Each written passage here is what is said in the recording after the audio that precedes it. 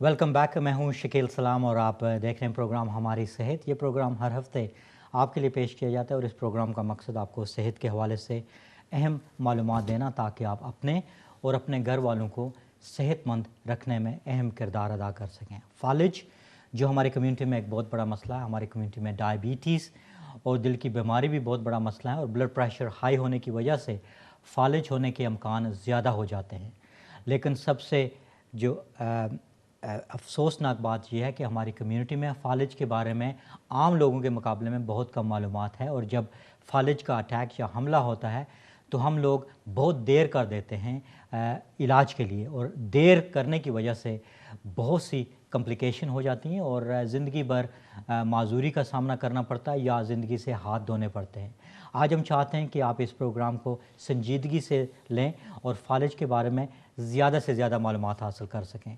इसके साथ साथ हम टेलीफोन लाइन खोल रहे हैं। स्क्रीन पर एक नंबर आ रहा है, इस नंबर पर अगर आप फ़ोन करें तो आप फ़ालिज के हवाले से अपने तजर्बात बयान करना चाहते हैं, कोई सवाल पूछना चाहते हैं, कोई मालूमात हासिल करना चाहते हैं, तो ये नंबर आपके लिए है।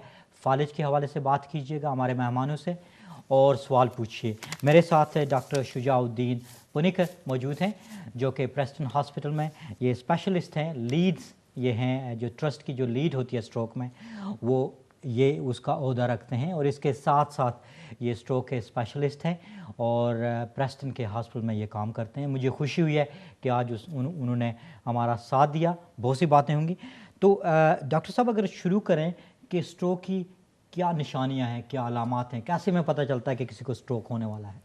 स्ट्रोक या फालिज क्योंकि ये दिमाग को अफेक्ट करता है जी। और दिमाग हमारे जो बॉडी या जिस्म का हर हिस्सा, कंट्रोल करता हर है। पुर्जा कंट्रोल करता है, तो इसकी वजह से स्ट्रोक के बहुत सारे अलग अलग अलामात हो सकते हैं, लेकिन सब में कॉमन ये है और ये याद रखना ज़रूरी है लोगों को कि आदमी या औरत को बात करने को नहीं आता, या अगर बात करते हैं तो जिसे स्लर्ड स्पीच बोलते हैं, बराबर से उनके अल्फाज नहीं आते, या क्योंकि मुंह थोड़ा सा टेढ़ा हो जाता है इसकी वजह से। ये एक जो स्पीच डिस्टर्बेंस बोलते हैं या डिफ़िकल्टी विद स्पीच बोलते हैं, या ज़बान में बात करना मुश्किल, ये एक बहुत इम्पोर्टेंट अलामत है।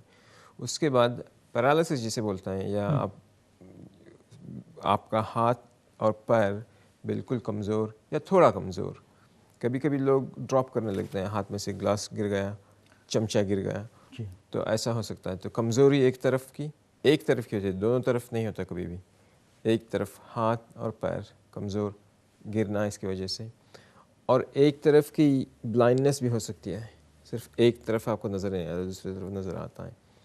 अच्छा, उसी तरफ जहाँ आपके पाँव और बाजू को उसी तरफ कभी कभी सिर्फ ब्लाइंडनेस हो सकता है लोगों को, कभी कभी सिर्फ ज़बान की कमज़ोरी हो सकती है, बाकी कुछ नहीं है, कभी कभी सिर्फ चेहरे की कमज़ोरी हो सकती है एक तरफ, कभी कभी ये सब अलामतें साथ में आ सकते हैं। जब ज़्यादा ब्रेन का हिस्सा अफेक्ट होता है तो ये सब जो अलामतें हैं एक साथ आ सकते हैं, तो वो सीवियर स्ट्रोक कहलाता है। जब एक इम्पॉर्टेंट बात ये याद रखनी है, जो गवर्नमेंट कैंपेन शुरू करें कई साल पहले इधर यूके में, जिसे बोलते हैं fast campaign, F for face, facial weakness, arm for arm weakness, वो आप ये कहें कि अपने रिश्तेदार को या दोस्त को, जिसे भी आप सस्पेक्ट करें कि स्ट्रोक हुआ, हाथ अपने ऊपर पकड़ो ऐसे, तो एक तरफ हाथ वो या कर नहीं सकते, या करे भी अगर तो नीचे गिरते जाता है, उनमें वो ताकत नहीं होती कि उसको कंट्रोल ताकत नहीं हो सकती कि ये ऊपर रख सकें। तो इसका मतलब है कि ये इस तरफ, निशानी है। इस तरफ कमज़ोरी है।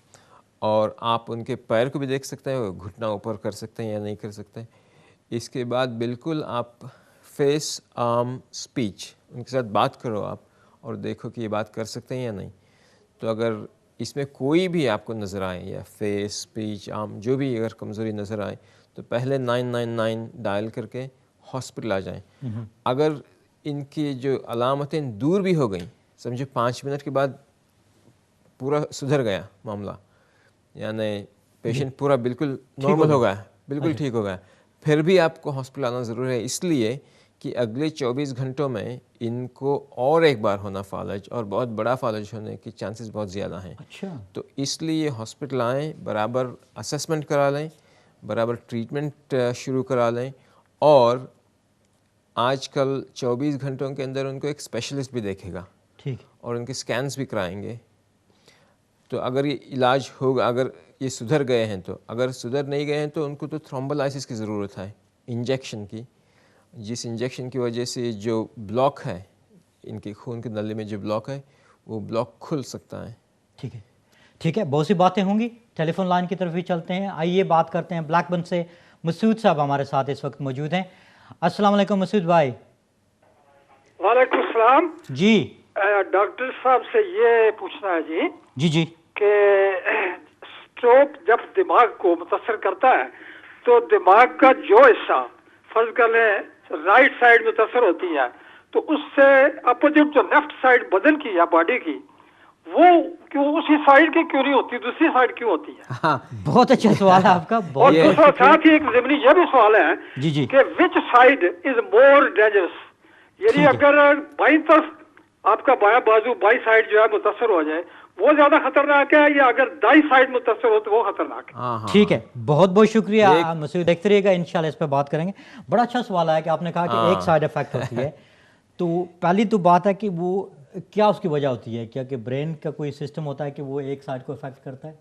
یہ بڑا اچھا سوال ہے جو پہلی بار جو پوچھے. یہ کیوں ہوتا ہے کہ دماغ کا ایک طرف کا جب حصہ افیکٹ ہوتا ہے تو باڈی کا دوسرے طرف کا حصہ افیکٹ ہوتا ہے. اچھا یہ ایک فلسافیکل کویسچن ہے اور اس کا جواب ہمارے سائنسدانوں کے پاس نہیں ہے. دماغ جو ہے یہ اس طرف کا جو دماغ ہے اس سیدھے طرف کو کنٹرول کرتا ہے اور سیدھے طرف کا جو دماغ ہے یہ بائیں طرف کنٹرول کرتا ہے. تو یہ جسٹ قدرت کی ایک کاریگری ہے جس کے لیے ہمارے پاس جواب نہیں ہے. یہ پہلا سوال تھا ان کا. دوسرا سوال یہ تھا کہ کون سے سیدھے طرف دائیں طرف اگر ہوئے تو زیادہ برا ہے یا بائیں طرف کا زیادہ یہ ہے. دماغ 90% یا 95% پاپولیشن رائٹ ہینڈڈ ہیں. تو right hand is controlled by left side of the brain. بائیں طرف کا جو دماغ ہے یہ ڈومیننٹ ہے. اور اگر آپ کا فالج یہ لیفٹ سائڈ آف دماغ کو اگر افیکٹ کر رہا ہے تو آپ کو زیادہ سیریس فالج ہوتا ہے کیونکہ آپ کی اس میں سے بات کرنے کا طاقت جاتی ہے اور آپ کا جو ڈومیننٹ ہینڈ ہے یا جو آپ کا اچھا ہاتھ ہے اس میں بھی کام جائے گا آپ کو. تو جو لیفٹ سائڈ کا جو اسٹروک ہے، لیفٹ سائڈ کا دماغ کو جو افیکٹ ہوتا ہے وہ اسٹروک ہے وہ زیادہ ڈسیبلنگ. اچھا وہ زیادہ ڈسیبلنگ ہے جو رائٹ سائڈ کو آپ کو افیکٹ کرتا ہے. اچھا وہ left side of brain, right side of body وہ زیادہ خطرناک ہوتا ہے. وہ زیادہ ڈسیبلنگ ہوتا ہے. اس سے دونوں خطرناک ہیں، اس طرف والا اور اس طرف والا. لیکن اس سے معذوری کے زیادہ ہاں زیادہ ڈسیبلنگ ہے کیونکہ آپ کی لینگویج چلے جائے گی، آپ کی زبان چلے جائے گی، آپ کا جو مین ڈومیننٹ ہاتھ ہے، سمجھو میں لکھتا ہوں میرے سیدھے ہاتھ سے، وہ سب آپ کی ایبیلٹی چلی جائے گی. بالکل بہت اچھی بات ہے. اور بہت سے سوال بھی آپ کر رہے ہیں اور آپ کے سوالوں کے جواب بھی ہم دیتے رہیں گے. اسکرین پہ ایک نمبر آ رہا ہے، اس پہ آپ سوال کر سکتے ہیں اسٹروک کے حوالے سے، برین اسٹروک کے حوالے سے.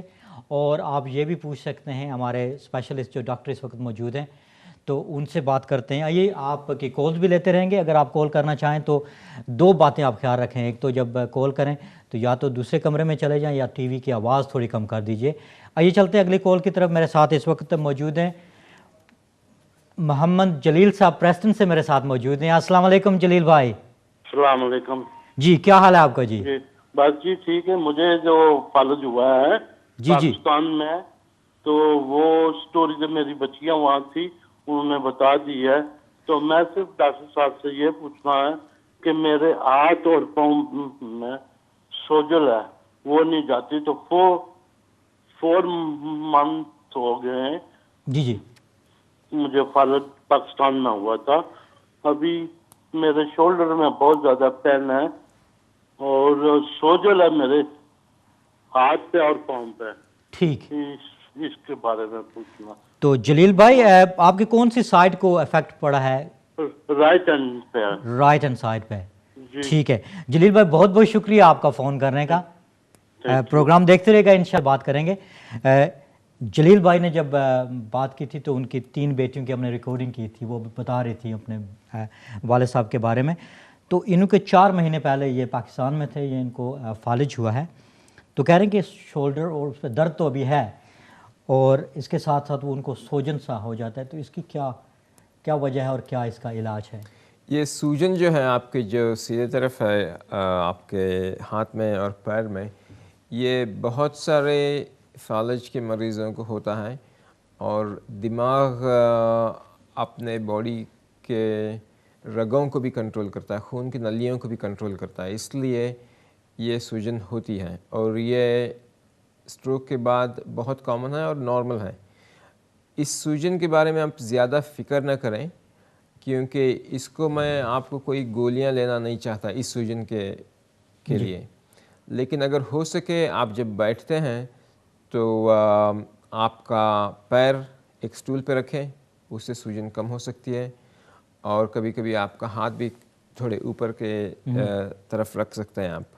تو یہ پہلا سوال تھا آپ کا۔ جو دوسرا سوال ہے درد کے بارے میں، شولڈر میں جو درد ہوتا ہے اسٹروک کے بعد، یہ اس لیے ہوتا ہے کہ اپنے جو مسلس ہیں جو شولڈر جوائنٹ کو اوپر پکڑتے ہیں، وہ مسلس کے کمزوری کی وجہ سے ڈریگ آ جاتا ہے یا کھینچاؤ آ جاتا ہے شولڈر جوائنٹ پہ آپ کے، تو اس کے لیے آپ کا درد ہے۔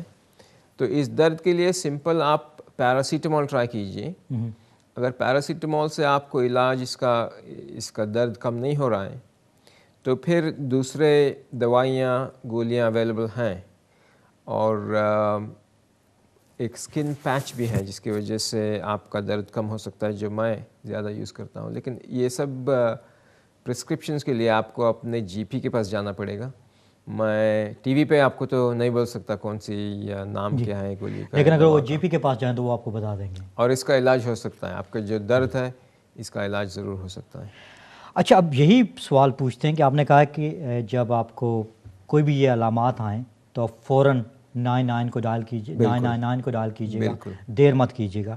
لیکن جیسے جلیل صاحب ہیں اور بہت سے اور بہن بھائیوں سے جب میں بات کر رہا تھا اس پروگرام کی تیاری میں، تو جب وہ ٹریول کر رہے تھے یا پاکستان میں یا انڈیا میں یا بنگلہ دیش میں اپنی فیملی کے ساتھ تھے، تو ان کو فالج اس وقت ہوا، تو جب وہ واپس آئے تو ان کے لیے کیا سسٹم ہے؟ وہی ان کو واپس اپنے جی پی کے پاس جانا پڑے گا یا ہاسپٹل؟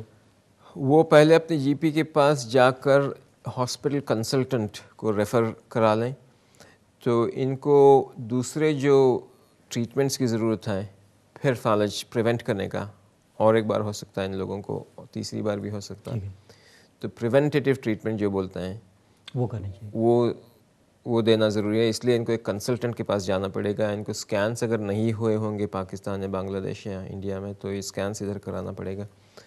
اس کے بعد فزیوتھراپی سے بہت امپرومنٹ ہو سکتا ہے، اور جو لوگ لنگڑ کی چلتے ہیں فالج کے بعد، ان کا لنگڑا پن دور ہو سکتا ہے، اچھا، صرف فزیوتھراپی کی وجہ سے ہو سکتا ہے۔ میں یہ نہیں بول سکتا کہ گارنٹی ہر مریض کا علاج ہو سکتا ہے، لیکن بہت سارے لوگوں کا جو چلنا ہے، وہ بہتر ہو سکتا ہے، ان کے ہاتھ کی جو طاقت ہے، یہ سب امپروو ہو سکتا ہے فزیوتھراپی کی وجہ سے۔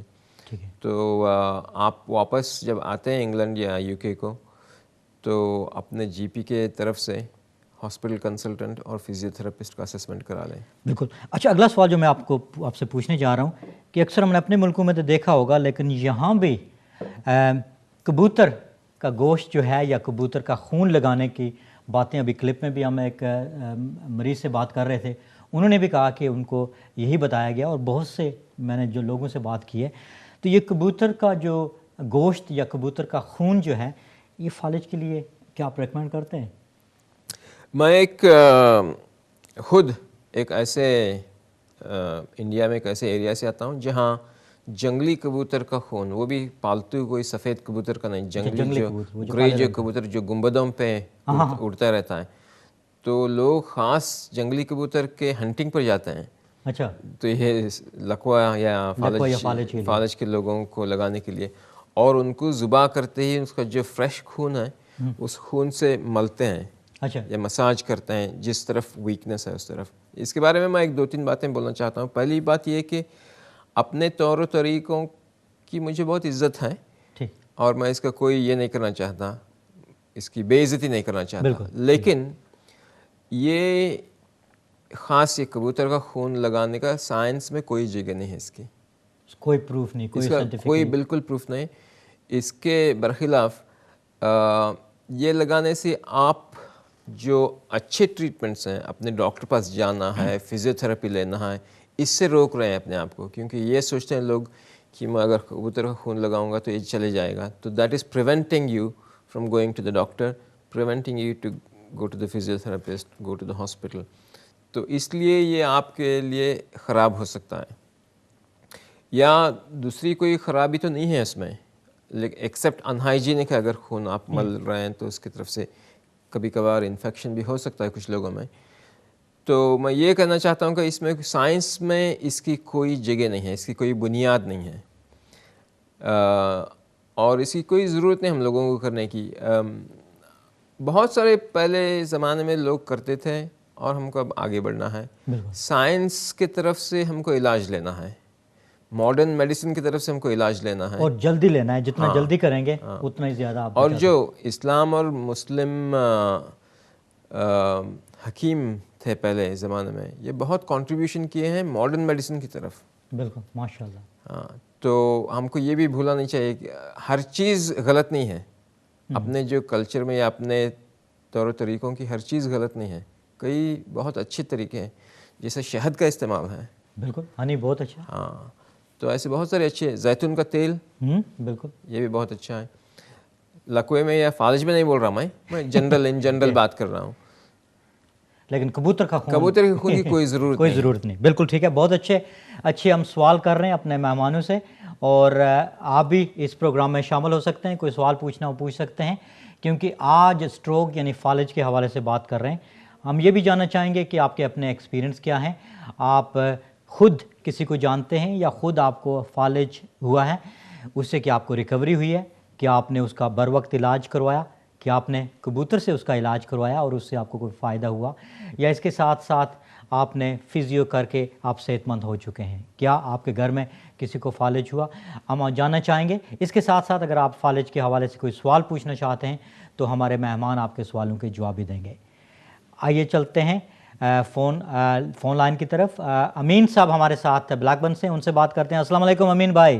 وعلیکم السلام. جی ڈاکٹر صاحب سے یہ پوچھنا ہے جی کہ وہ ذرا یہ فرما دیں کہ رسک فیکٹر جو باعث بنتے ہیں، اس کی وجہ بنتے ہیں اسٹروک کی، وہ کیا ہے، اور اگر ان میں سے کوئی ایک سنگل مین کاز بتا دیں.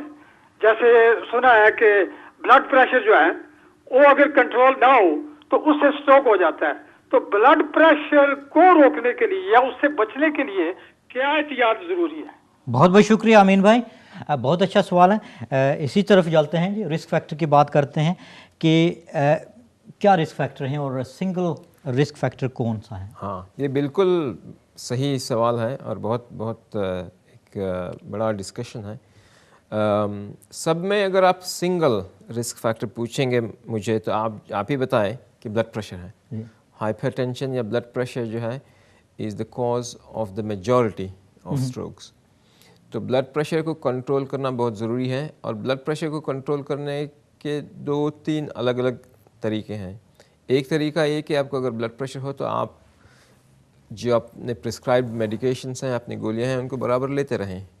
لیکن بہت سارے اپنے لوگوں کو بلڈ پریشر موٹاپے کی وجہ سے اور فزیکل انیکٹیویٹی کی وجہ سے، یعنی ایکسرسائز نہیں کرنے کی وجہ سے، کوئی ورزش نہیں کرنے کی وجہ سے بلڈ پریشر ہو سکتا ہے.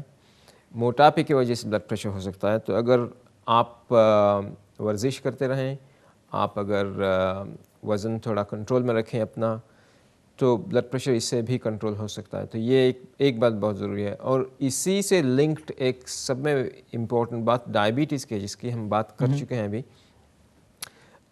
بہت سارے لوگوں میں، ایک سمجھو 80-90% لوگوں میں ٹائپ 2 ڈائبٹیز پریونٹیبل ہے. اچھا. بہت سارے لوگوں میں ٹائپ 2 ڈائبٹیز اس لیے پریونٹیبل ہے کہ یہ ڈائبٹیز جو ہے موٹاپے کی وجہ سے اور فزیکل انیکٹیویٹی کی وجہ سے ہوتی ہے. تو جیسے میں آپ جسٹ بتا رہا تھا، وزن اپنا کم رکھیں، ایکسرسائز، کھانے پینے کا احتیاط کریں، شکر، نمک اور تیل اور خاص کر گوشت میں جو چربی آتی ہے یا جو چکنا آتا ہے، اس کا بالکل کم کریں. اور مچھلی کھائیں زیادہ، चिकनी मछली का तो और ज़्यादा यह है फ़ायदा है। इसके बाद भाजी तरकारी खाएं। जब से हम लोग इधर इंग्लैंड आए हैं तो अपनी भाजी तरकारी तो भूल गए हैं। दाल तो हमें पता भी नहीं कि क्या होती है। हर दिन मुर्गी पकती है, हर दिन गोश्त पकता है घर में, तो इसकी वजह से हमारे लोगों में डायबिटीज़, ब्लड प्रेशर और हार्ट की बीमारी ज़्यादा है। और ये 3 जो हैं सब में इम्पोर्टेंट रिस्क फैक्टर्स हैं स्ट्रोक के। अच्छा, high blood pressure, diabetes, heart disease. और एक बात जो है सिगरेट नोशी। सिगरेट नोशी हमारे लोगों में अभी करते हैं बहुत सारे लोग, और गोरे लोग तो अभी छोड़ रहे हैं, लेकिन अपने लोग अभी नहीं छोड़ रहे। बल्कि सिगरेट के साथ साथ हम शीशा भी पी रहे हैं। वो शीशे के हाँ, जो धुआं है, और वो बहुत ज़्यादा शीशा तो इतना ज़्यादा ख़तरनाक है सेहत के लिए। एक शीशे का सेशन 80 सिगरेट के बराबर है, 80 सिगरेट्स। और हम बहुत से लोगों को इसका पता भी नहीं, वो समझते हैं कि हाँ, ये फैशनेबल है। सेफेस्ट बेस्ट हाँ है। हाँ हाँ, क्योंकि पाइप से पानी आता है, पानी से खासकर आता है हमारे ये फिल्टर जवान जो टीनेज और जवान बिल्कुल नौजवान जो बच्चे बच्चियाँ हैं, इनमें ये फैशन लगता है। बिल्कुल ठीक है जी। हम बात कर रहे हैं फालिज के हवाले से। फालिज क्या है, क्यों होता है, इसकी क्या वजूहात हैं, रिस्क फैक्टर पर हमने बात कर ली। अगर आप भी कोई हवाले से कोई सवाल पूछना चाहते हैं तो टेलीफोन कर सकते हैं। नंबर जो है स्क्रीन पे आ रहा है, आप उस पे बात करें। और इसके साथ साथ हम एक छोटी सी ब्रेक लेते हैं। ब्रेक के फ़ौरन बाद आपके सवाल भी लेंगे और डॉक्टर साहब से कहेंगे कि आपको कोई की मैसेज हमारी कम्युनिटी के लिए दें, ताकि हम अपने आप को सेहतमंद रख सकें और स्ट्रोक से महफूज रख सकें। कहीं भी जाइएगा नहीं, देखते रहेगा प्रोग्राम हमारी सेहत। अस्सलामु अलैकुम।